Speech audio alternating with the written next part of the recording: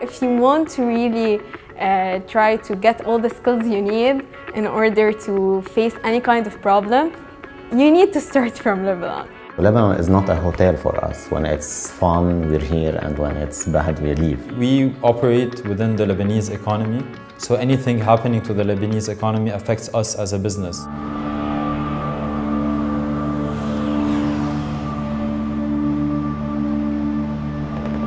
Lebanon today.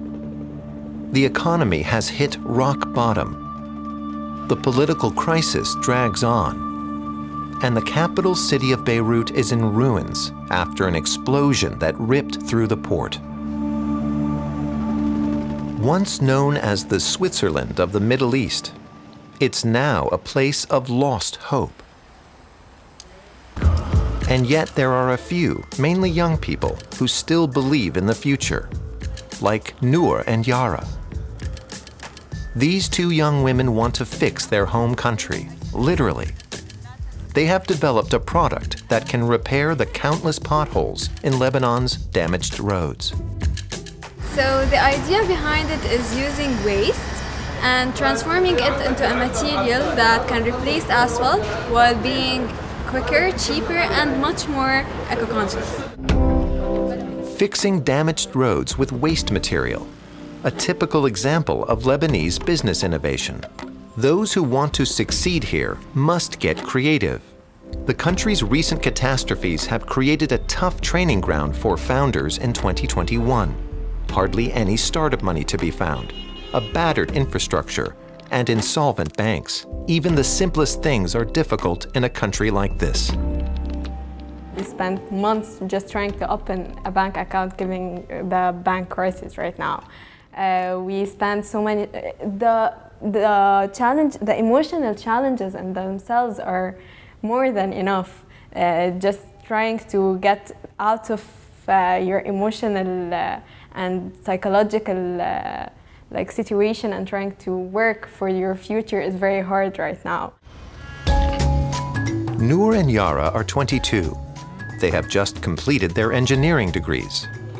They came up with their business idea after Yara broke her ankle after stepping in a pothole. Their goal now is to establish themselves as entrepreneurs. Their startup, called Plasfill, hopes to fix potholes all over the world. We have several regions that are in need of our product as fast as possible.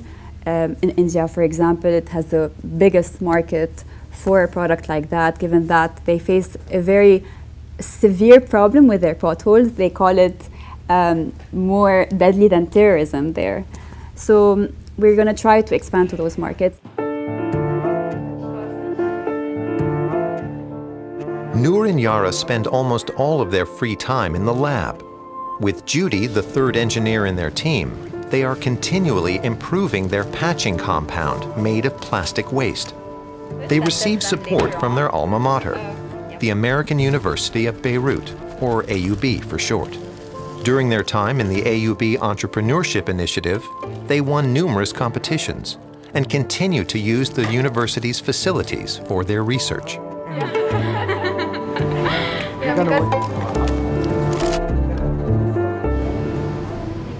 But even the AUB, one of the most popular universities in the country, has been impacted by the crisis.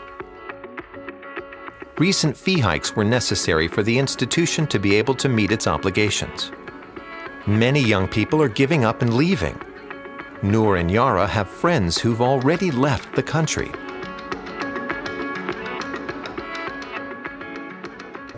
Yeah, of course, that is an always their option. You always think that maybe I should leave and so on. We realize that if we all leave, then we're only making things worse for our country. And if all the potential and all the talent is leaving the country, then who's left here to fix it? Nour and Yara want to stay and persevere, but do they have any chance of success? At least they have some role models whose journeys could help them to find their own way. Because despite all the difficulties, Lebanon has yielded some true success stories of late. Like Toters, this startup founded in 2017 delivers pretty much everything. whether food, household appliances, or services. They've grown to more than 100 employees. How did Toters do it? One of the founders, Nael Halwani, believes strongly that chaos, like that seen in Lebanon, can also be an opportunity for young business people. It's always easier to start in an unstructured environment just because there's a bit more leeway to start operating and testing your minimum viable product without having to go through a lot of legal paperwork. So the agility of the unstructured environment allows more and more businesses to start as an initial inception phase. However, when the business becomes more established, the infrastructure of the country, whether legal or internet or electricity, starts impacting things. The constant challenges have made them stronger, according to Nael and his business partner Tamim Khalfa. And indeed, necessity is the mother of invention. With no house numbers or addresses in Lebanon, they developed their own geolocation system so they can make accurate deliveries despite these glaring problems. During the COVID-19 pandemic, the startup also opened some of their own warehouses to become faster and more efficient. On home ground, Toters is already a household name. Now they are expanding to countries like Iraq, where Western delivery firms struggle due to the chaotic conditions there. This is why Nael believes that good ideas can come to fruition in Lebanon. Lebanon will always be an economy with 5-6 million people individual, and there will always be consumption. But what might happen over the next few months or few years is that the consumption patterns might change, but the economy will still be there. And we do believe in the potential of Lebanon, mainly because the main asset is the talent pool that we have in Lebanon and internationally. But even Toters can't sidestep all possible misfortunes. At the moment, the team has to work in temporary offices. Their headquarters were destroyed in the port explosion. Among the affected areas, the catastrophe hit the neighborhoods of Mar Mikhael and Gemeza, where many Lebanese creatives are based. And yet, this was just one of various setbacks for the once blooming Beirut startup scene, which is why so many young creators had great hopes for the protests that have been going on since October 2019. Thousands took to the streets to march against corruption and the sect-based political system. But instead of reform, Lebanon got hit by an economic crisis, unrest, and an exodus of many well-educated and trained people.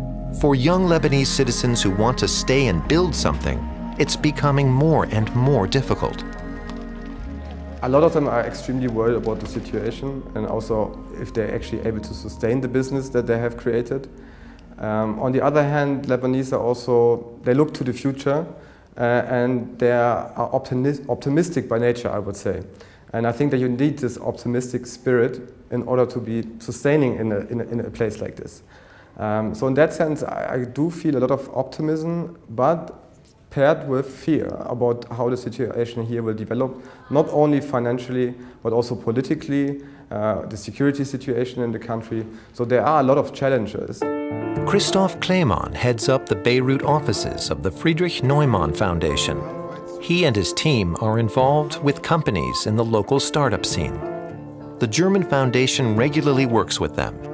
For now, they seem resilient, Kleemann says.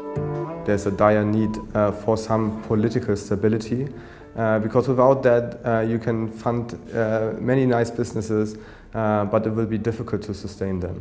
So there needs to be a political compromise, a political stability in the country in the medium term for the startup scene to be able to succeed. Yet this is tricky in Lebanon's multi-sectarian system. In the meantime, the foundation is supporting Lebanese projects aimed at helping the startup scene, like Rabee and Nora's. The two economists took the standard route of many Lebanese, but in reverse. After years abroad, they came back in the middle of the crisis to provide support for young entrepreneurs in their home country with their small consulting firm, IBEE. We feel that we are needed, our capabilities, our experience, we are needed in this country at this stage to help those next generation leaders have the right skills, the right values to contribute to the growth of the country and even to live in a better situation than it used to be before the crisis. Each week, Nora and Rabee offer training programs at schools and universities. Their goal? To motivate young people to pursue their own projects. Today, they are in Clemenceau in West Beirut. At a high school, they're conducting a workshop for teenagers. Nora specially designed a board game. It's called Twilly and was created to help the students give structure to their ideas. Ça, c'est vraiment l'objectif principal. Derrière ceci, on peut voir aussi qu'à travers Twilly, le fait de réaliser leurs rêves, ils vont aussi créer des opportunités professionnelles ou même personnelles qui va les aider à l'insertion sociale, mais aussi à l'insertion professionnelle, mais aussi au développement de l'économie de la région dans laquelle ils vont s'implanter. Je vais vous demander tous de vous retrouver autour de Twilly, autour du jeu. Venez, venez, approchez-vous. These efforts are appreciated by the young students. It might be Saturday, but 24 participants chose to attend the seminar and work in groups on their projects. The 16-year-olds represent a cross-section of Lebanese society. They are both Muslims and Christians here, and they also come from every social class. Together, they have all experienced the decline of their country. They've grown up with corruption and chaos. This is why Rabee wants to impart new values. And this is what happened in our leadership in Lebanon, right? Like everybody became like super millionaire from the leaders, and the people and the nation like is suffering from this financial crisis because integrity was missing. Do we want to promote WASTA and use it to enter a very important university? Normally, some people say, yes, it's okay, this is Lebanon, this is... No, we can say no to things, and this is integrity. At the end of the day, the students present their projects to a jury. Their ideas range from a learning app to homemade organic dog food. The typical Lebanese eye for business, engagement with social causes, and the determination to be successful fulfills the aspiration to give something back to their own country. We all want to study abroad, then come back. And help Lebanon. And develop Lebanon and stop all these crises France for want to leave. We're going to build Lebanon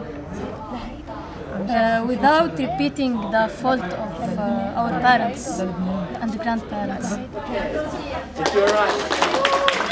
D'abord, les jeunes, ils ont vu leurs parents y vivre, ils ont vu le comportement des parents, et ils ont vu aussi le résultat des choix faits par les parents.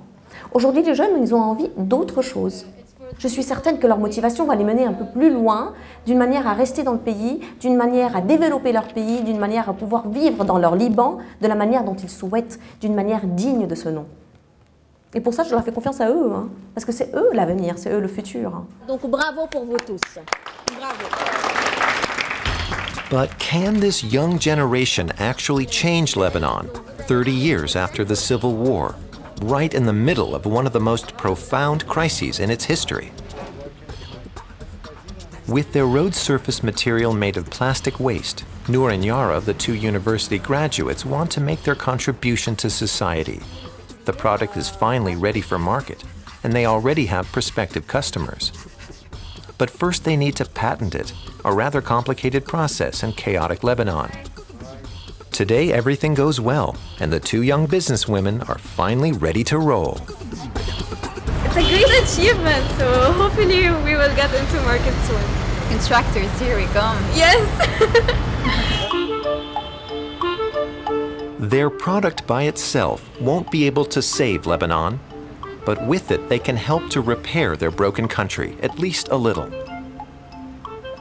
Despite the dire situation, dilapidated infrastructure, lack of funding, and the exodus of many young people, as long as some young creators are willing to stay and get down to business, Lebanon is not lost.